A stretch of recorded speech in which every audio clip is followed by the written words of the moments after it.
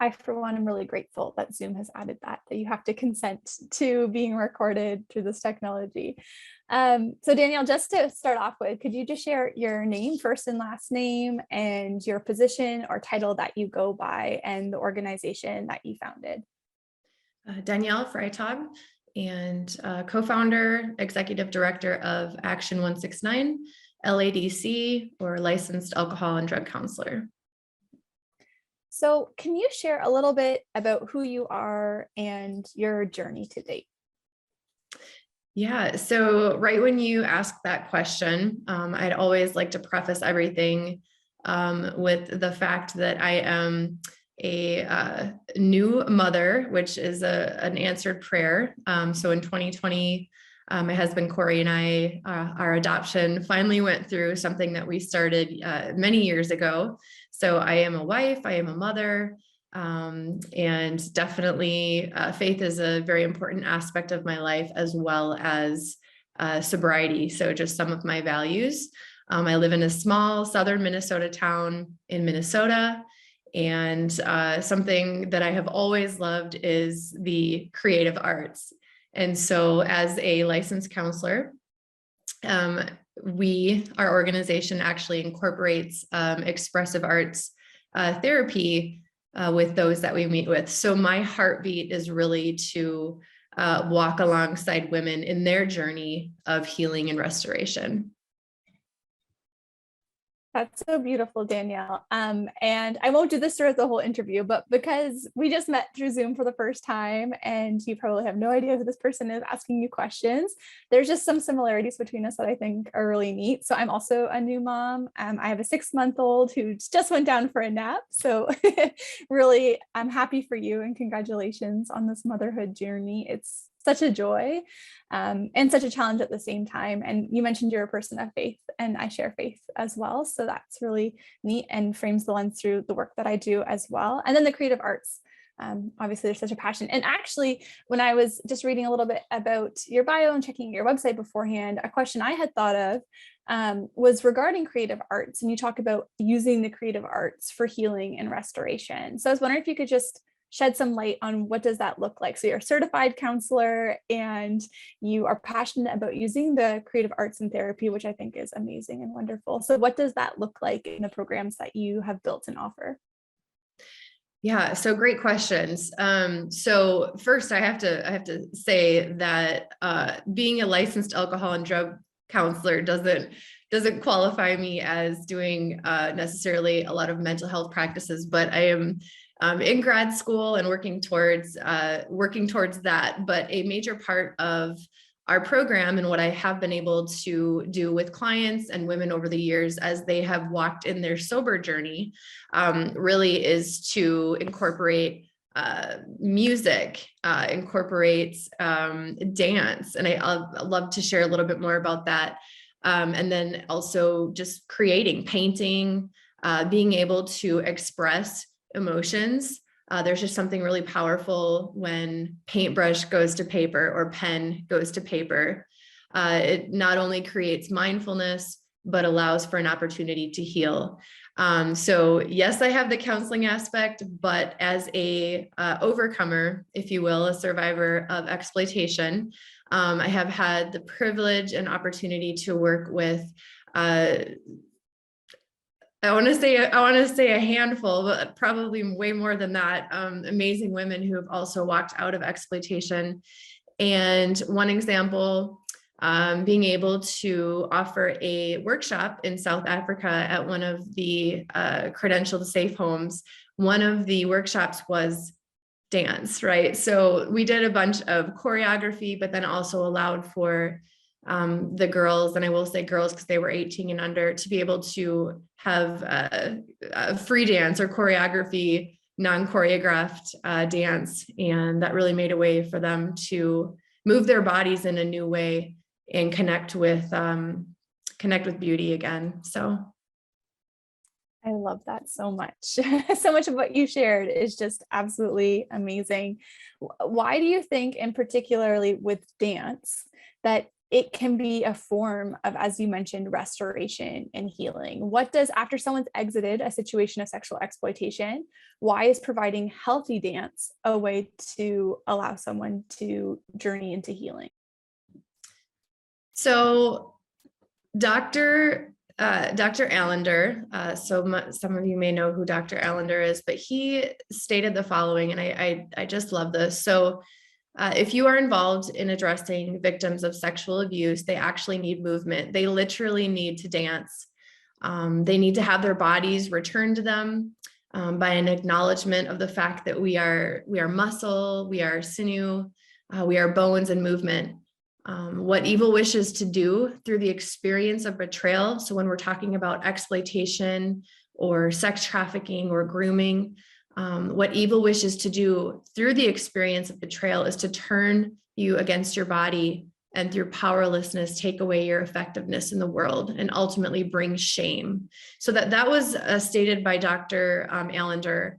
And there's so much truth in that, because right, when we're talking about exploitation, we're talking about sex trafficking, or even dance that becomes sexualized.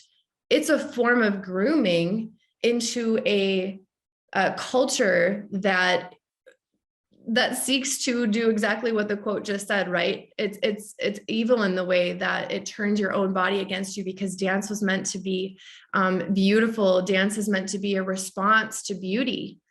And so going back to your question, restorative dance has to be, I believe, a part of restorative care. And there is such a difference between hypersexualized dance and restorative dance. And so this concept of restorative dance, what does that look like for someone who maybe has never heard of that concept before? Like, what is restorative dance include? What does it include? Sure. Okay, I'm just going to pause for just a second.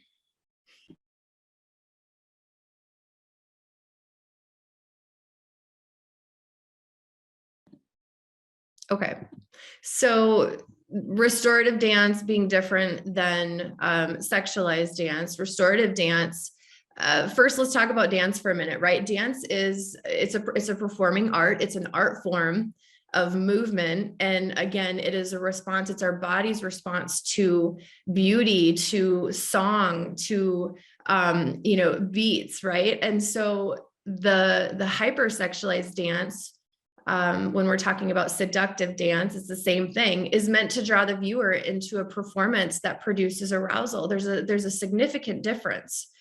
And so restorative dance is not going to be seductive. Excuse me. I just, sorry. You'll have to cut that out. I have to feel like I was on a roll.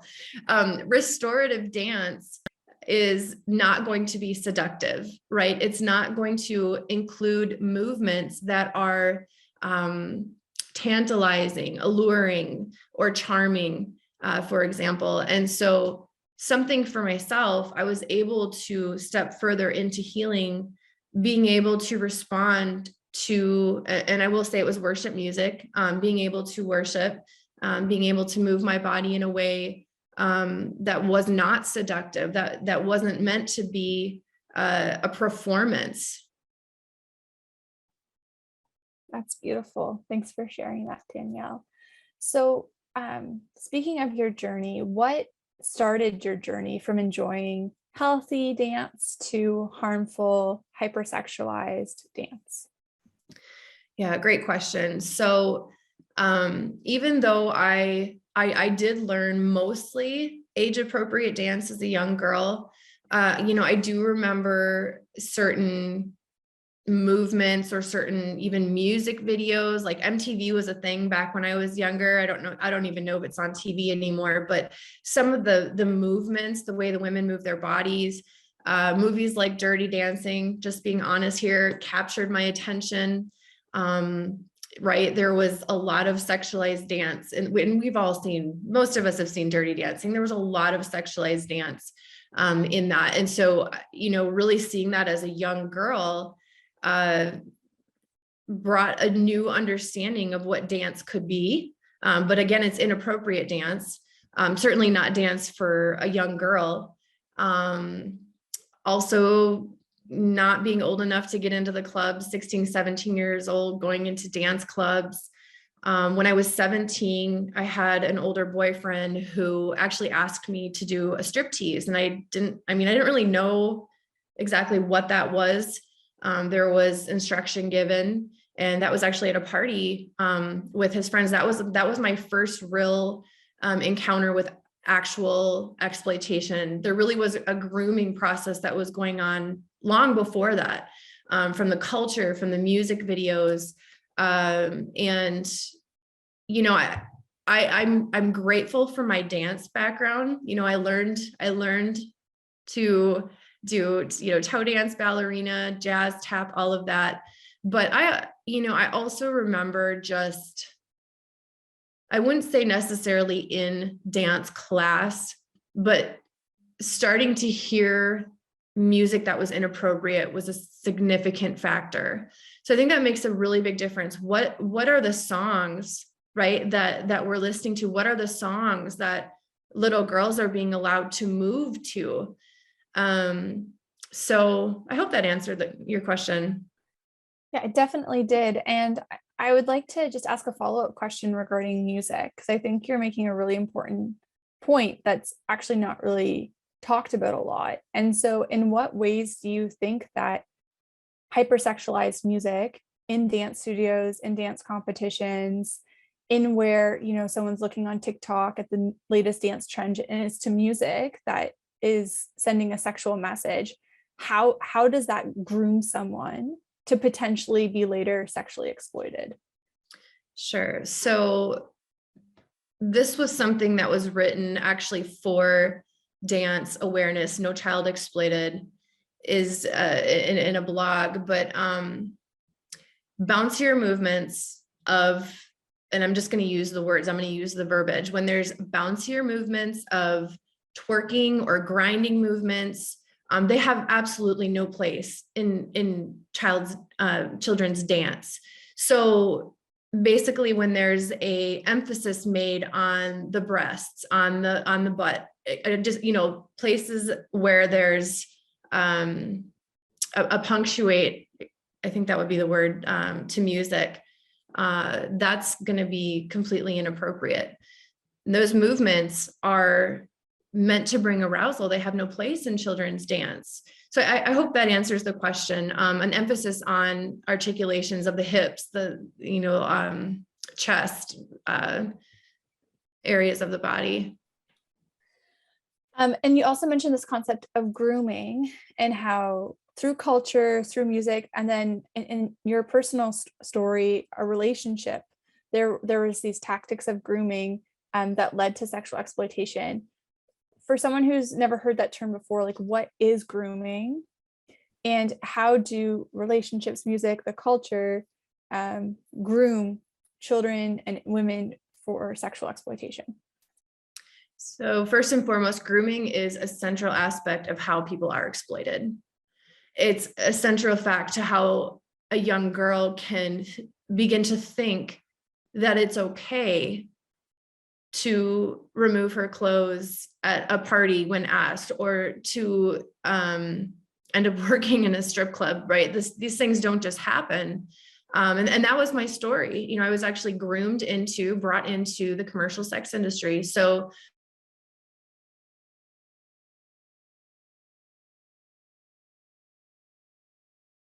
the grooming factor started long before that, right? The culture, the music, and we really live in a society that has actually become a lot more permissible when it comes to hypersexualization. So grooming really looks like building a connection with somebody, building a relationship with somebody. But then what happens is there's a type of switch where there's force, fraud, or coercion to do something that person wouldn't normally do. Like, I never, as a little girl, ever thought I want to grow up and work in a strip club. That wasn't my dream. And so looking back, I can see all these different factors of grooming that were in place that allowed my entrance into the industry much more acceptable. So. And you may be repeating some of the things you already said, and I think that's okay. But as you reflect on all those different things, the relationships, the music, what contributed to your entrance into the commercial sex industry when you reflect on your past and your journey? So yes, a lot of the same things from the culture, music videos, movies that I saw, music that was heard, even magazines, like I'm just going to throw it out there, Glamour. I mean, there's some things in those teen Vogue, Glamour magazines that are completely inappropriate for a young girl to be reading about, to be learning, to be seeing. And so, what I didn't know in the younger years of my life was that the hypersexualization or the hypersexualized dance that I was taught was linked to a grooming process. And it, again, made my way into the industry much easier. Thanks, Danielle. Do you think that there's anything that could have prevented you from entering a harmful dance context, or even other people? Like, what can prevent this from continuing to happen in our society? Yeah, so I've thought a lot about this question and want to first say that I don't blame anybody. I don't, I look back through my life, and yes, there were definitely factors, there were definitely people that contributed to my entrance into the strip club industry. But over, all in all, decreasing vulnerabilities would have been helpful. But again, I am not putting blame on my family. I grew up in a home where there was alcoholism. Thankfully, my dad is now sober. And my mom and dad are still together. They're amazing. But definitely vulnerabilities being decreased in my life definitely would have helped. So, not dealing with the chaos and swirl of alcoholism in the home, making sure that there was a conversation to be had with me about boundaries. I mean, even boundaries with sexuality, and understanding what's safe and what's harmful, and what are appropriate boundaries. Also making sure that adults around me guard their own eyes. Now, and I say eye gates, right? Because what we see gets into the soul. And so there were a couple different times that I was exposed to pornography as a young girl. And I truly believe that was a significant part of hypersexualization. And, I'll never forget, I was 11 years old. I was coming home from piano lessons, and there was a Hustler page from the Hustler magazine, we all know, which was actually very, very the most sexualized of its kind, in the early 80s. But there was a Hustler page ripped out and like laying in my front yard, and I remember picking up that that page and looking at that, and that was my first view of inappropriate sex. I mean, that's how I my first learning. And so adults not having things like that around, and I don't know where that came from. I don't know if it was, came in from across town or flew in from a neighbor. It doesn't matter. But it really does make a difference. What are the adults in our lives doing? What are the adults doing?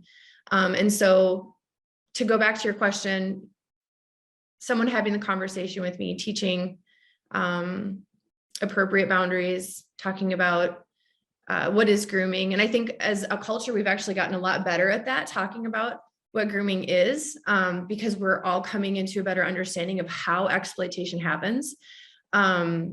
Again, I'm so grateful for what Dance Awareness No Child Exploited is doing. It's such a needed conversation, because the truth is there are teachers, and maybe they don't realize it, but that have been somehow brought into the seductive aspect of culture and then are teaching that to young children. And so we have to have this conversation. We have to be talking about this. Thanks, Danielle. You made so many important connections and shed light on just a lot of things to help people understand the complexities of this issue and the way that it connects to other things in society, right? Like there's the link between pornography and sexual exploitation. And I really appreciate you taking time to unpack that, because I think people need to understand that more as we see its influence impacting people across the nation. What, from your experience, was the difference between dance in the industry and dance as a young child? Yeah, dance definitely in the industry was just completely seductive. So I just want to start with that one. It was seductive. It was meant for arousal. And, yes, I was asked as a teen to do a striptease, but then when I was brought into the strip club industry, just even seeing how the women danced, I mean, at first I thought like, this is exciting, but again, I had been groomed into that thought process. And so dance was not innocent. Dance was not as I was taught as a young girl, wanting to twirl around the house and be a ballerina and connect with beauty. And so dance that is for a young child is meant to be innocent and beautiful, and it's not meant to produce arousal. So there's that significant difference there. Yeah. I don't know how else to answer that question. No, that was perfect. Dance as a young girl is meant to be innocent and beautiful. And, I just think about like twirling like a ballerina and okay, I think about my daughter because she's so young, she's 2, but she loves music, right? And we listen to a lot of worship music in our home. We listen to appropriate songs, right? And so just how she moves and, just moves to the beat and twirls and, I'll say ballerina and she'll like do circles around the house. And so that's a significant difference from the way that a woman is groomed to move for seduction. I love the example that you gave of your 2-year-old dancing around the space. I have the joy of doing children's ministry at my church, and just in worship, allowing the kids to worship freely and seeing how many of them choose dance and movement, right? It's such a joy that that's a part of our design, is to move and to express freedom and joy through it. So at the beginning, you were sharing a little bit about restorative dance. And so I was wondering if you can share, like, what was your restoration journey like? So after you exited, the terminology you used, the strip club industry, after you exited that, how is dance a part of your journey into healing? Yeah. So dance was a significant part. Before dance was a significant part, sobriety and faith were pivotal.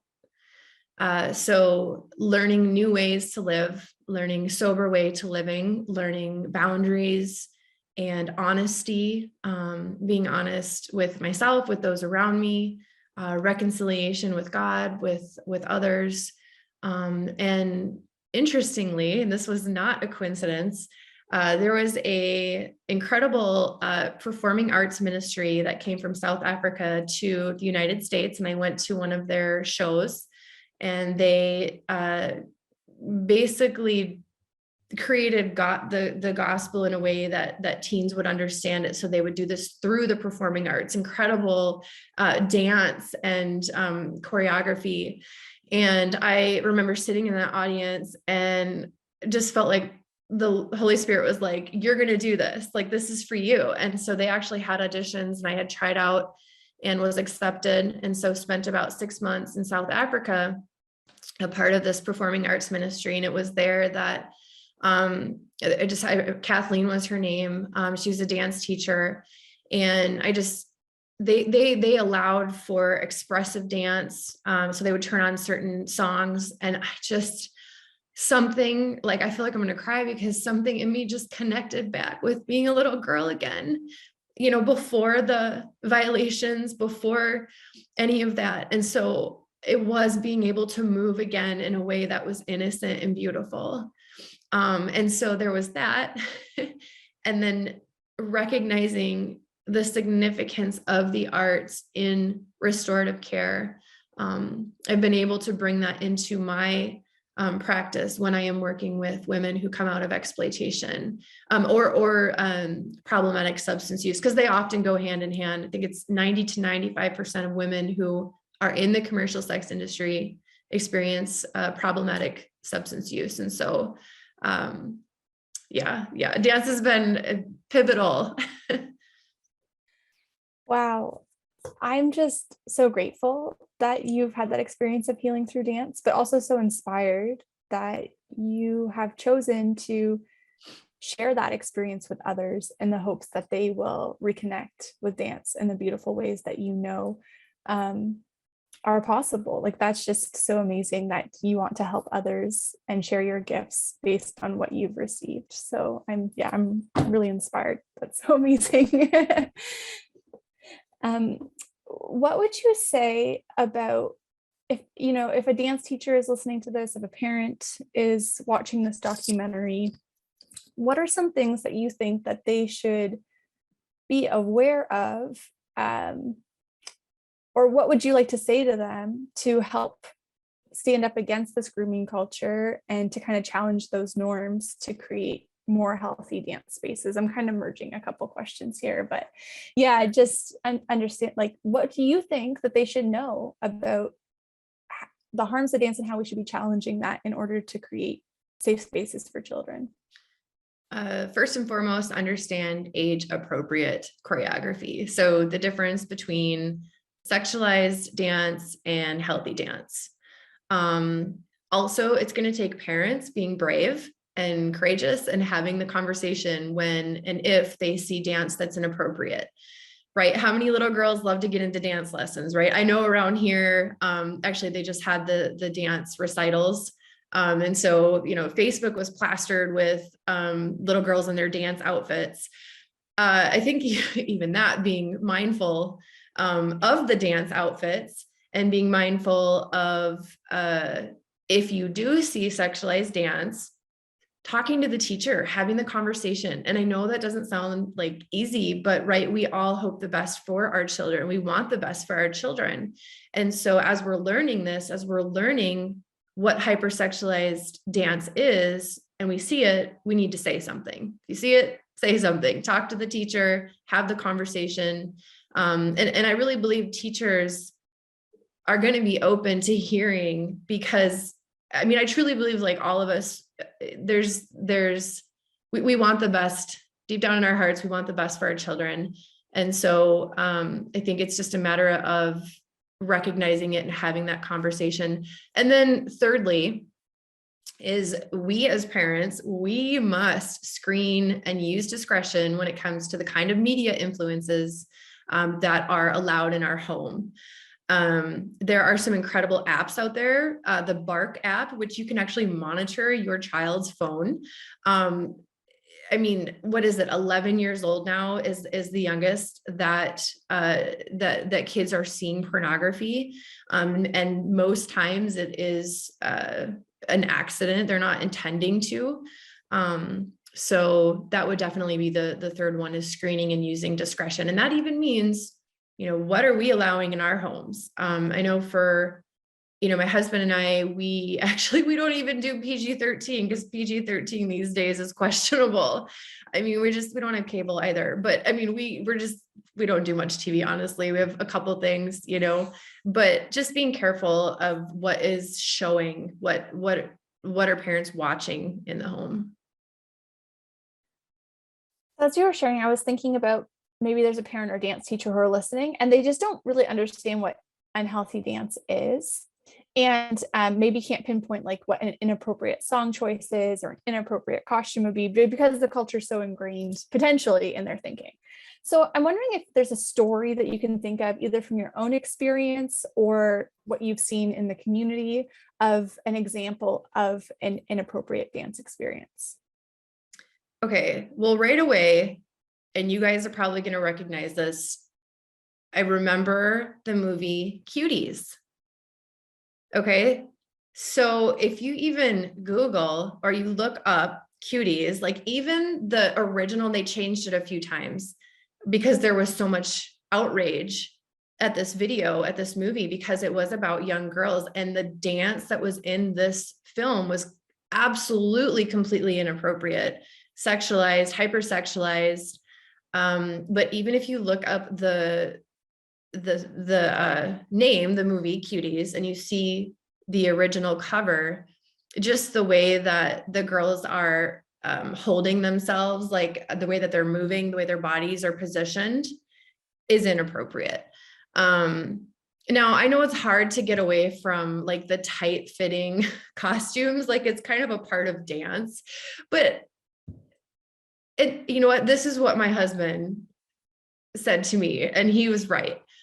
And this is no judgment on any parent who has done this. I'm learning, I am growing. This is just what we experienced. Okay, so my daughter's 2, and there's a super cute bathing suit that I wanted to get for her. I got a full bathing suit and I got a 2-piece, right? And my husband said to me, there is no way she is wearing that 2-piece. She's 2 years old. She does not need to be showing her tummy, and she's, you know, she's little, but you never know these days. And so we've decided no 2-pieces. We're going to cover her tummy.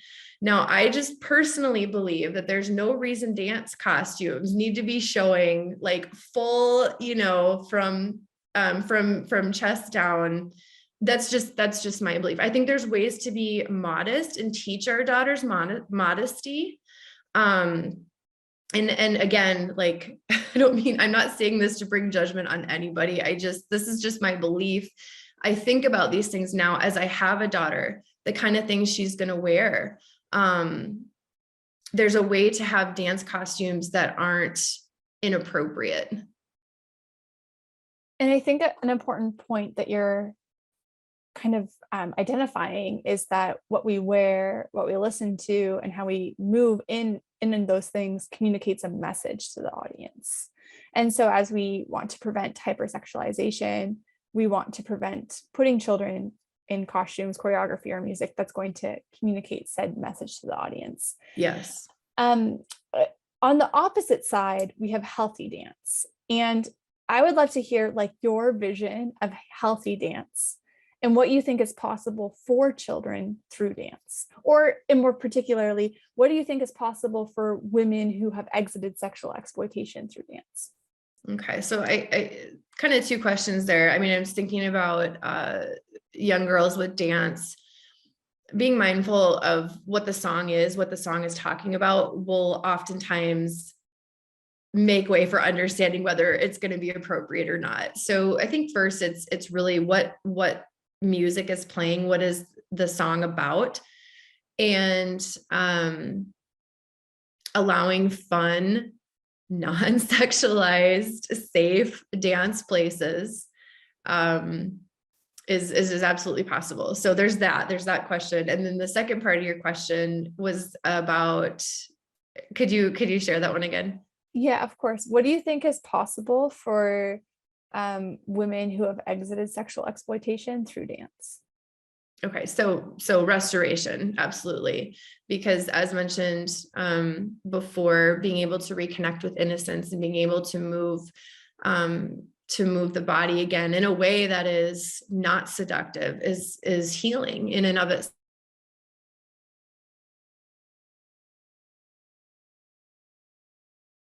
Sorry for the delay on my end. Oh, I'm experiencing some freezing.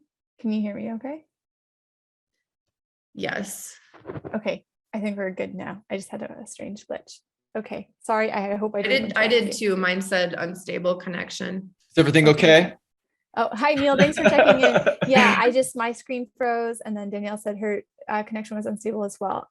You're No, I just saw a little hiccup. So So maybe just roll back the last half a question or something to be sure, but it looked mostly okay to the last couple sentences. So. okay, Yeah. sure. And could you break up that question? Because it's two very kind of different questions. I kind of had a hard time following that one. Sorry. Yeah, sorry. No, and that's my fault as well for as I was asking the question, thinking of another question. So I need to park It's okay. them.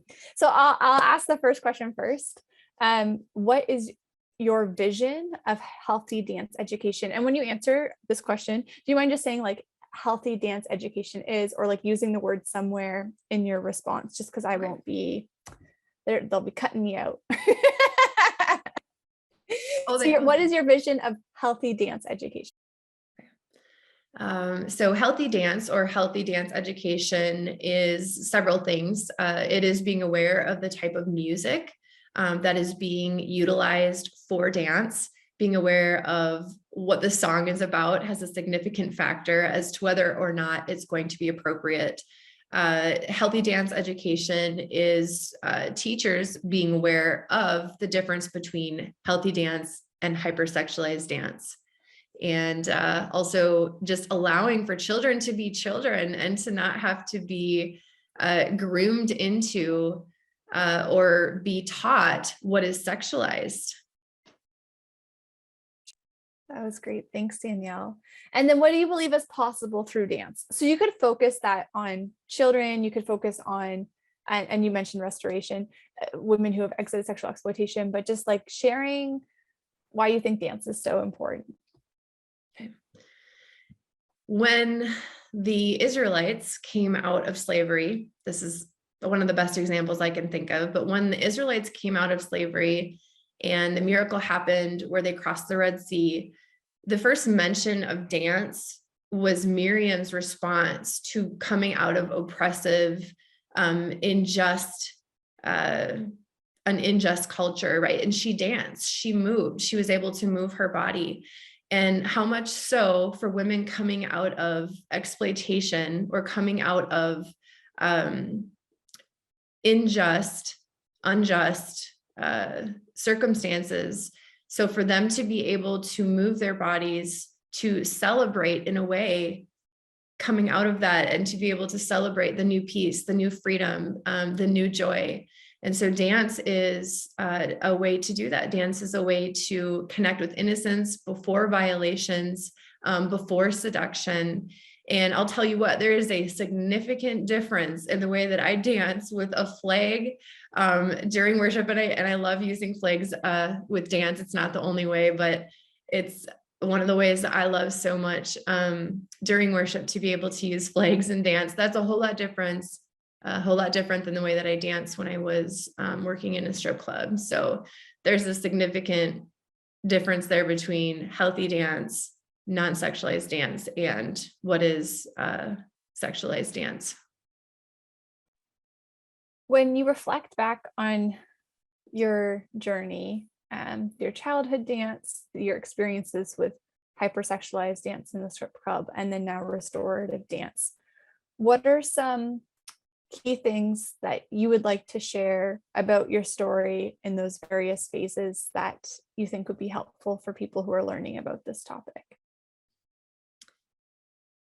So the fact that our culture is thankfully coming into a better understanding of how commercial sexual exploitation happens, and that does include sex trafficking, because we are starting to really understand how that happens, that it's not the movie Taken, although kidnapping can happen. It's actually less than 5% of trafficking cases happen through kidnapping. It's more so someone befriending somebody and bringing them into what is a human rights violation. Exploitation, sex trafficking is a human rights violation. So as we come to understand how this happens and we have the conversation, it is allowing us to be able to have the conversation with our teens. Hey, this is grooming. This is not okay. Or hypersexualized dance. This is a part of what could bring you down a path that you don't want to go down. So again, just having these conversations between the difference of what is healthy and what is inappropriate. Thanks, Danielle. I have two more questions. And the first question I have is actually something you said at the very beginning of the interview. You said, I'm an overcomer. And you said, or you sometimes use survivor. And I love the word overcomer. And I'm just wondering if you could shed light on like why you choose to use the word overcomer and what that means to you as you reflect on your experience. Okay, I've never been asked this question before.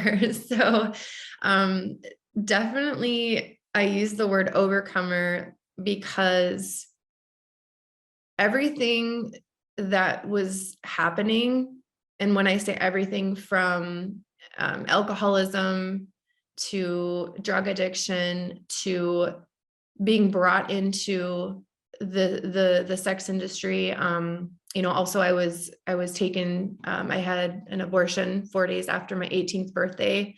And all of that, which was a significant trauma in my life. And it was after that my drug use became worse. But all of these things, I was able to come out, and it was because I do attribute first and foremost because of faith that, miraculously somehow God had a different plan for me, and what evil meant to do, what evil intended to do did not prevail, did not win. So there is hope for restoration. I'm on a healing journey. I've been sober for about 15 years. I have just the incredible honor to work with other women coming out of what evil has tried to do to them. And so there is an overcoming factor, I think for any of us, whether you've been exploited, trafficked, whether you've overcome drug addiction or whatever it is, we've all overcome something. I mean, I really believe it in some way, shape, or form. Every single one of us has overcome something that was intended to bring us down. And, again, my faith is really important. And I believe it is because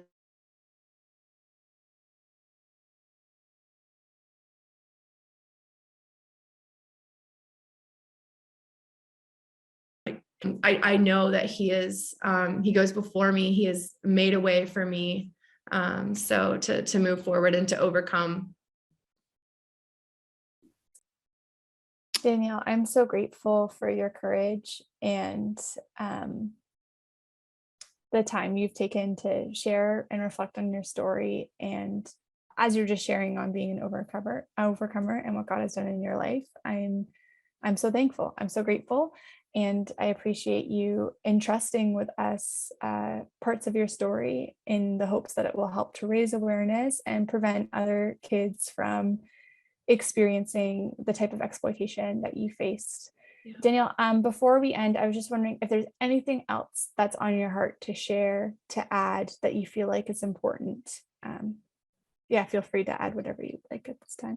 Sure. I mean, I think I went through everything. There was, when we were talking about the dance that's inappropriate and explaining it, I feel like I could have done a better job at that, but you guys use whatever. I know I had paused at one moment when I was talking about that. So hopefully that'll be okay.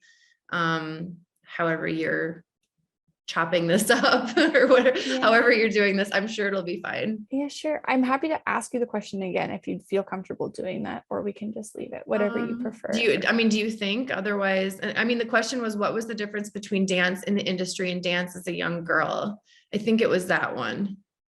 Yeah. I'm trying to remember the exact response. I feel like all your responses have been wonderful, and you've done such a great job. We can just leave it. That's fine. Okay. If you need something else, let me know. Oh yeah, sure. Thanks, Danielle. No, I think if there was something lacking clarity, I probably asked a follow-up question.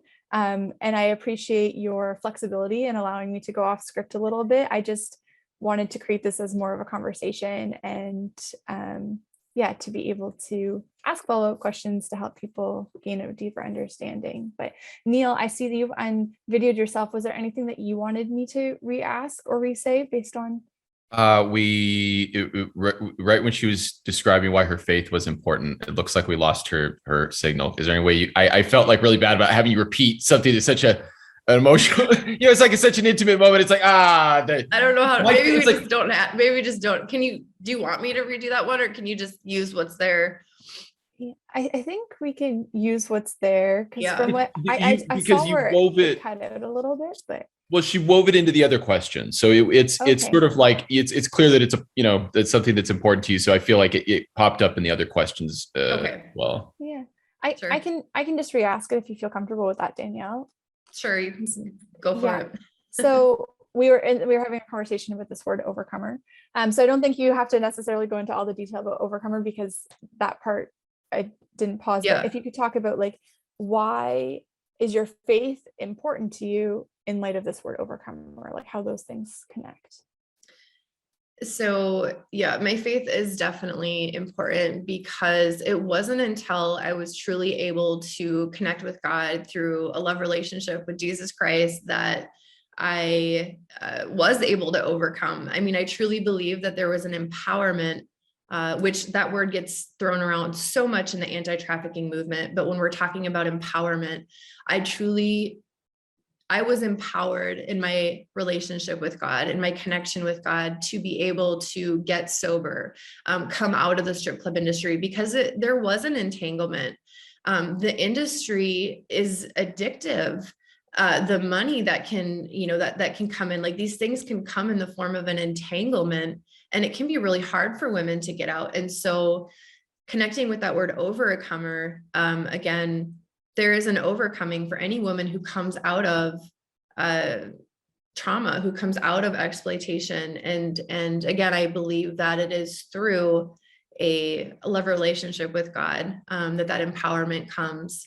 So I know that I was able to overcome, and I am here today because of what Jesus Christ did for me, what that means for me.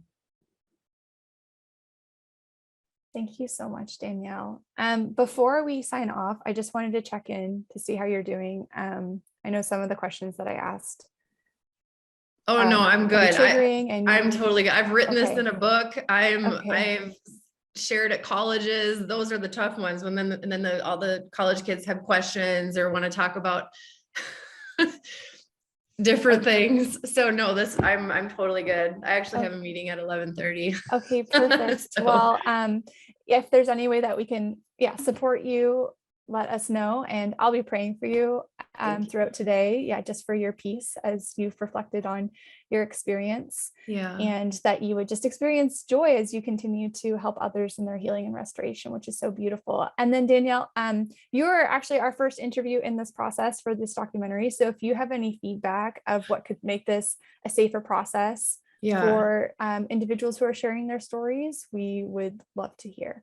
So, okay, before we go, and that's okay if I've got a little bit of time here. I have a friend who, I know I keep messing with my hair. I never wear my hair down. I always wear it in a bun on top of my head. So I'm just like totally messing with it today 100 times. Sorry. This is why I don't wear my hair down. I have a friend who, she was taught dance when she was young. She loves dancing. We both love dance. And her name is Tess. And my hope is that she will come on with you guys. And I think like doing some kind of connection with us would be so cool. We actually, we met when we were both working in the strip club industry. And we both got in really far, just very, how do I want to say this? Some of the worst situations, being called for, to bachelor parties, stuff like that, which, were probably the most traumatic, but, she is an incredible friend. She's actually going through graduate school. She's doing really good in college. She's been out 5 years now. She's sober. She has an incredible story. My hope is to get her connected with you guys. I know it's taking her a little time. She's really busy right now. But if there's ever a time that you guys want to like somehow connect our stories or talk about like just the difference of then and now, I think it could be really powerful. And I know her story would be great, for you guys. And I just have to say too, I am so grateful for what you're doing. Just everything you guys are doing, the awareness that you're raising, it's needed. And there's not anyone else doing that. I mean, I haven't seen any other organization that is doing what you're doing. And so I'm to speak blessing over you and all that you're doing. I think of the scripture verse about expanding your tent pegs, and that's going to be happening. So just be prepared. So Oh, thank you so much, Danielle. And if Tess wants to be a part of this, yeah, we would absolutely love the opportunity to speak with her and Okay. connect with her. Yeah, and if you have feedback, as you mentioned, she's been out for 5 years and working on her journey, like of just Yeah. questions, I want to ensure that the questions we ask are open-ended and that yeah, people have the freedom to ask how they choose. But even if you wanted to do that with her or something like that, Okay. and I think we'd be open to that. I know with our recording technology, we can take the videos and pull them out separately or something. So yeah, we would definitely be open to that. Okay. And I think it could be really healing too, because there is a healing aspect when someone is allowed to share their story in a safe place. There's a healing that can come along with it. And you guys have offered that. I have not once ever felt like, I don't even know what the words are. I have felt safe here. So, I mean, the questions, the way that you allowed me to pick some of the questions and then also offered some suggestions was very helpful. Thank you so much, Danielle. Well, honestly, it was just such a pleasure to meet you. And I've been so inspired by you and so grateful for the work that you do. So God bless you as you continue to bring hope and healing to women, and hopefully we get to connect again. We'll let you know as this develops to get your input on things and to check in. So we'll keep communicating with you via email. Okay, sounds good. It was nice to meet you as well. And thanks, guys. Appreciate it. Thank you so much, Danielle. Take care. Bye. Bye. All right. Good work, everybody. I'm going to stop this and I'll let you know how the recording looks if there's any issues. But we'll touch base before the next one. Yeah, that sounds great. Okay, Great. thank you Good so job. much. You guys did a great job. And she's a lovely person. Yeah. So